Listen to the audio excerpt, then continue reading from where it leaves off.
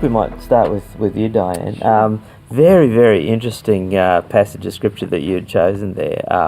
The whole idea of this guy, throwing this huge big banquet, this feast essentially. Now, everybody seems to like the idea of a party and coming along to a feast. But you've mentioned during your presentation as well that it wasn't so much about the invitation that was issued. These are all people who've accepted and they've RSVP'd. It was about the fact that they didn't show up. Yep. So right. You mentioned something happened in the meantime. What was your take on that? What were some of the things that led to this group of people just basically missing out on something that would be really, really neat? Yeah. So I focused a lot on just life, Sure. what happens in life. So in the parable, the excuses that the guests give the servant who comes knocking on the door to say this feast is ready. They say things like, I've got a new wife, I've got to go and spend some time with her, or another person said, I've bought some cattle, I think it was, I've bought some cattle and I've got to go and check them out. It was just, these really odd excuses, and as I was reading these excuses, I thought, it's just life. Like, they just got so bogged down in relationships and business. One went to look at a piece of land that he had acquired. It was all about how, to me, the parable was all about how life gets in the way. It gets in the way of wanting to then accept the blessings. Yeah, because you would think that if they really wanted to go to the party, they could. The guy could bring his wife along, or he could, check on his cattle or his block of land tomorrow. some other time. Exactly. Do it some other time. Yeah, so right. Clearly, the importance of this in their thinking had just diminished. Yeah, exactly. They just had been. That's right. They were just so engrossed in their everyday that they just couldn't see the value of going to the feast anymore. Which is it seems a little crazy to me, because have a party and lots of free food and all that kind of stuff. It sounds like a really neat thing to be able to do, but they just basically lost the interest. Now, as a result of this, what happened? They said that they didn't want to come. Presumably they didn't. They didn't go. No, that's right. They didn't go. That's right. So they missed out on the feast. Yep. Did the guy cancel? No, he invited someone else. So somebody else stepped into their shoes, basically. Went out into the streets and invited anyone wanted to come, you can come. And so come what may, the party's going to happen. Exactly. And so Ewan was talking about choices before. The choice really boiled down to, is it going to be me or is it going to be someone else that gets to go? That's so we've right. had the invitation, but it's our call whether we actually go. There's an interesting thing about this. Like I mentioned earlier, I'm a pastor, and so I've studied a bit in the scriptures, and there's traditionally we've interpreted this parable to be a commentary on the gospel or the good news of salvation initially being given to the Hebrew people, the Jewish people, and then when they rejected Jesus, then the message went broader, and other people were invited to the wedding. And I've read many commentaries where people have focused as that and being the key point of this message. Seems to me, like hearing what you're saying, you're seeing it in somewhat broader terms than that. Absolutely, and I think because of the three excuses that the guests had, so busy with relationships, busy with business, and just life, basically. And that, to me, I think that you can definitely take this parable and apply into any setting of any time, because things, and this parable is thousands of years old, and yet we can all relate to what these people are so preoccupied with.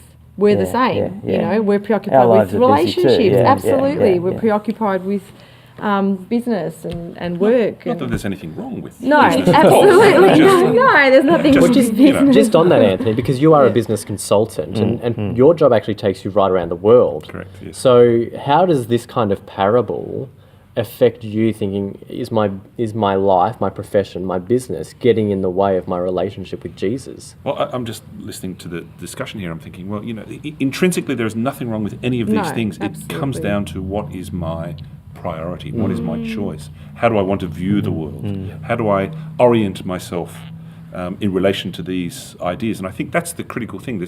We all live similar lives. Everyone is much the same. It's just the choices we make along the journey, how we make them, and what's important to us. What's important to me. I mean, for me, being a business consultant is important. It's a part of a profession. I can enjoy doing it. But these kinds of decisions, for me, certainly are much bigger, greater, more destiny-driven decisions than, hey, do I go and start my work at 9 o'clock and finish at 5? I mean, that's pretty lame and boring, really, in comparison to the intrinsic message that is underlying in some of these parables. These are, as Ewan and as you guys have said, these are life-saving, changing messages. And great to be a consultant, love the job, but this is far more important. Yeah.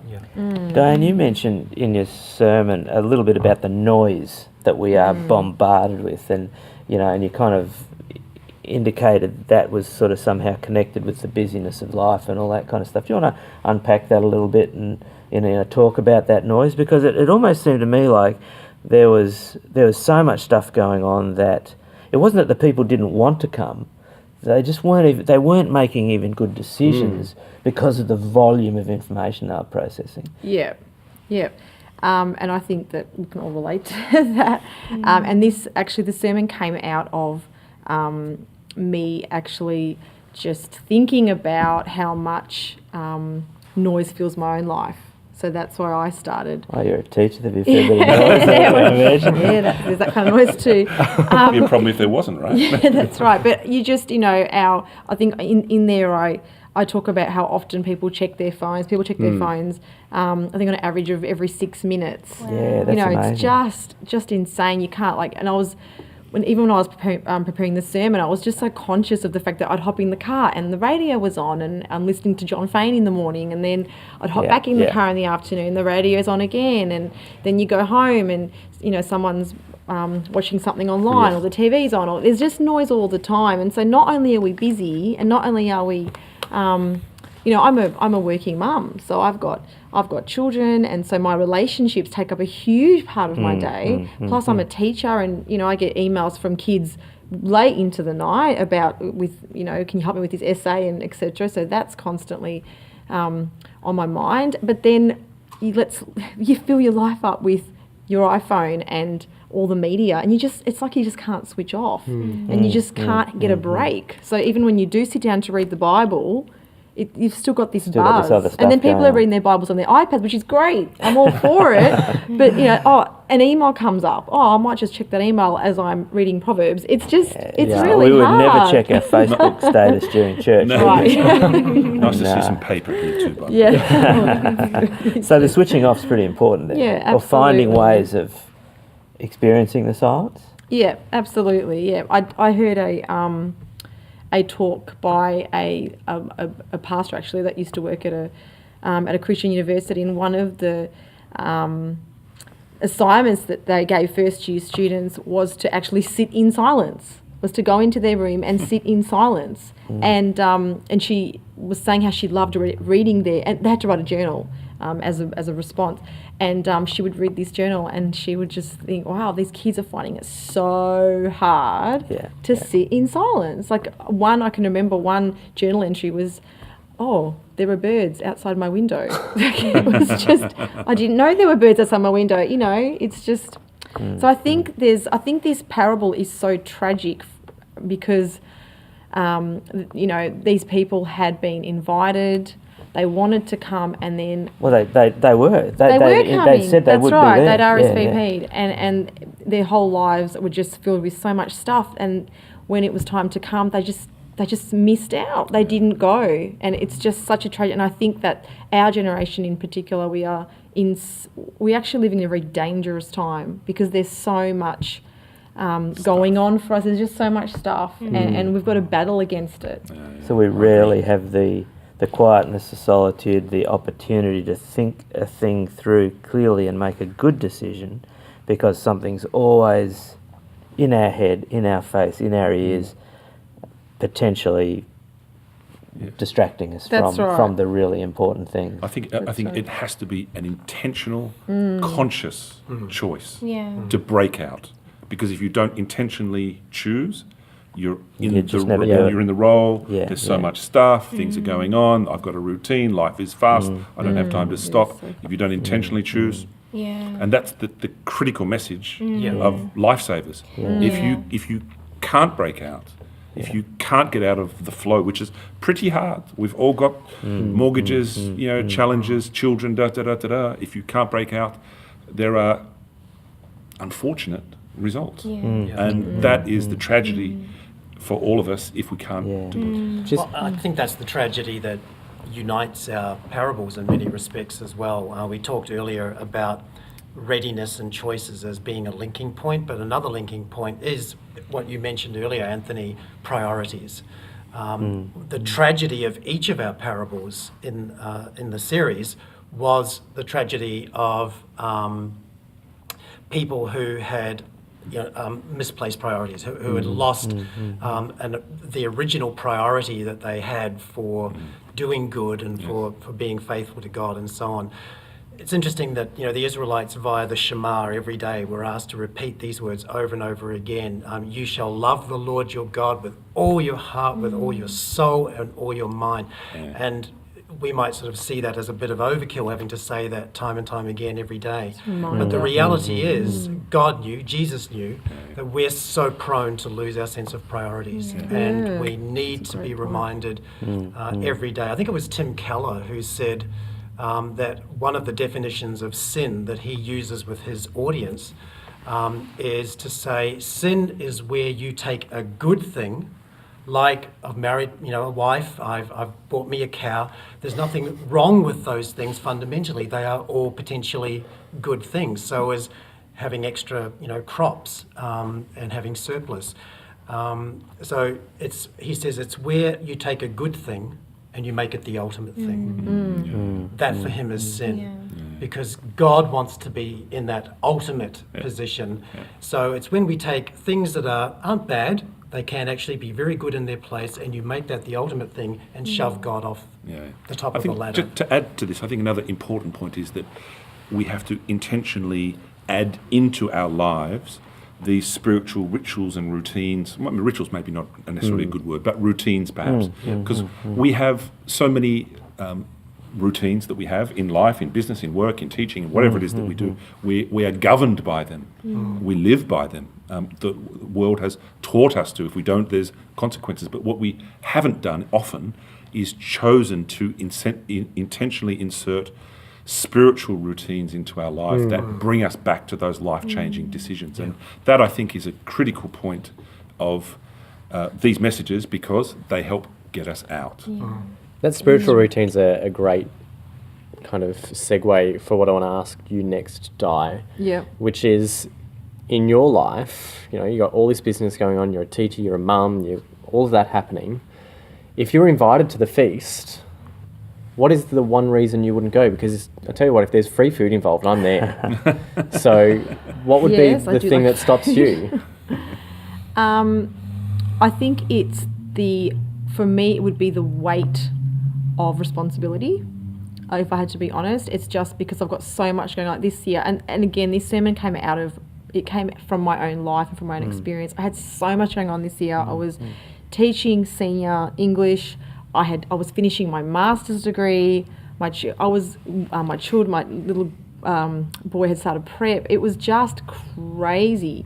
And I can just remember, on Saturday, Sabbath morning, just not wanting to go to church because I literally could not get out of bed in the morning. It's not really a way to live, is it? No, But so I think for me, it's not that I didn't want that spiritual food. It's that I just couldn't. I just felt like I was just too tired to even get dressed to go to the feast. Do you know what I mean? Life overtook you. And I had to really, life's just over full. and I had to really stop, and I had to say, I'm not living like this anymore. I'm not doing it anymore. It's not worth it. It's not worth it because the feast is worth it. Yeah, You know, yeah, and That's where you yeah. get fuel. That's where you get Exactly. Yeah. That's Yeah, the irony. fuel for your Like that's what will journey. fill you. You know. Yeah. So yeah. But how do you stop? How do you take the It's moment to hard. actually stop, get rid of the noise, get rid of all of the guff, and actually sit in silence? When was the last time you sat in silence? Okay. You know, what did you do to? Yep. No. Yeah. Just some like for me, I switched off Facebook. Good True, move. honestly. 'Cause every 6 I minutes that you switched check your off. phone, that's what you're I wasn't checking. doing every 6 minutes because I'd probably be fired. But yeah, it was. I did switch off from Facebook, and like now I will check it maybe once a week just to see if anyone.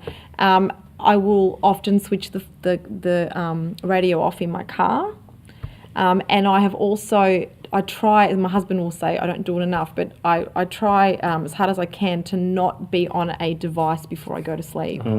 So I will try to read something, obviously if it's spiritual, that's even better because, Yeah. but I'll try to read a book and I'll just try to switch off. And you just have to be more conscious of putting in those times to read your Bible and to pray with a friend. Okay. You know, I'm very blessed to work with really spiritual colleagues, and we talk about things, or I had prayer during the week. I think you just have to be. I think what you were saying, it's choice. You just have to be deliberate, and you've got to get to a point where you think this is ridiculous. Like I can't even. I'm not functioning when I'm sleeping. I'm not even sleeping restfully. Yeah. You know, because my mind can't switch off. Yeah. So we have to. It's just a challenging time to live in. We have to be.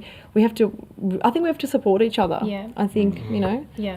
And I think And then- we really, sorry. Yeah, you're right. We just really have to realise the significance of our choices. Like the only thing that excluded them from being at the feast was their own choice. Their own choice. Yeah, Mm. that's And they just right. didn't realise that that's what they were actually doing. And Yeah.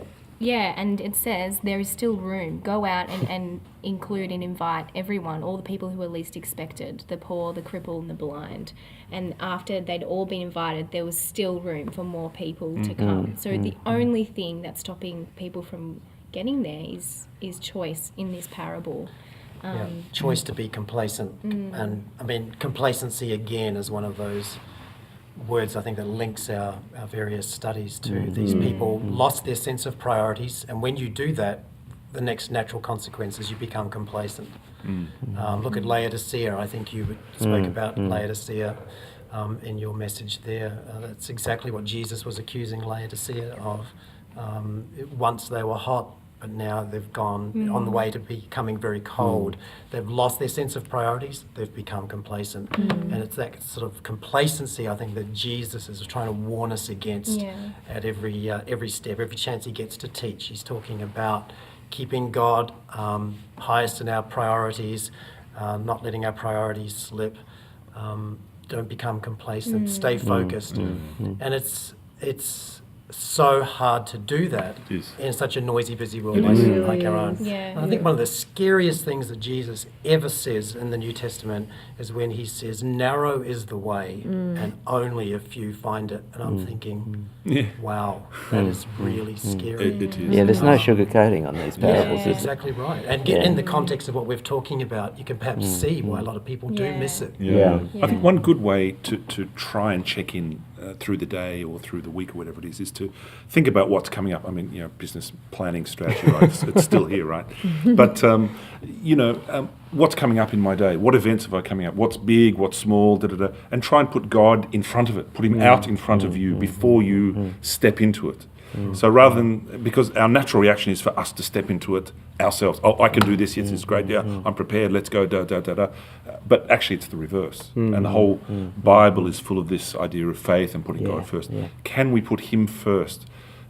Put his blessing, put his will, whether it's good or bad, if we put him in front of it and we walk behind it, I think it's a better way to go because it puts the events in your day, it links the events in your day to God. Yeah. And it's kind of like, I don't know, a big wave that you sort of trail along behind, or you're surfing to the shore, or whatever the case, metaphor you want to use. And there's a lot of peace in that. Whatever happens, happens because I've put God in control of this and let it go. I would agree with what you've said, Anthony. I think a lot of times it pays to actually sit down and examine our commitments. And when we you just draw a list of, these are the commitments I have. how many of these commitments are reflected in the values that I Yeah. hold? You know, am I doing all this stuff that has no bearing on the values that I have as a person? Yeah, exactly. And the opposite question is also true. Are there values that I have in my life that are not reflected by any commitments? That's good. You know, and if we can start to align those two lists, you know, we might be able to clear some space so that That sounds very you know strategic to we me. so that we actually can have room in our lives for not only the food of the feast, and you made a really great link between the feast and the fruit of the spirit, which is what, you know, the master offers us essentially. If there's no room for that, we're in trouble. So if we can Exactly. find ways of making room, then the feast is indeed a Yeah. desirable thing. Diane, take home message from you. Well, you know, it would probably be to switch off. Yeah. Yeah, I think we just have. I think that, like I said a few times, it's such a difficult time to live in. I think it is so challenging. I think technology is fabulous. I think there are so many. I mean, you're sitting here. We've got 2 iPads on the table, and this is only possible because of technology. But if we don't learn to switch off and we don't learn to, you know, plug out of all this stuff and plug into God, then we're in big trouble, and we're not going to realise, back to Laodicea, how empty we are. We're not going to know that. We're not going to even feel the need for God, and we need to just keep making that choice every day, just to reflect on Him and His goodness and on His promises. Very good. Fabulous. Yeah, Fabulous. the imagery is just so rich of it being like a feast. It's abundant, and we want to be there, and it's going to Yeah. fuel us, and it's a party, and it's everyone's invited. And I think that's You want to something be as there. well. You want to Yeah. be there, but you just don't realise you want to be there. Yeah. Well, I think do people really know it's a feast? Yeah. I mean, you know, the stuff of the world gets in the way. I've got to Mac is go after the basketball somewhere. game. Yeah, that's right.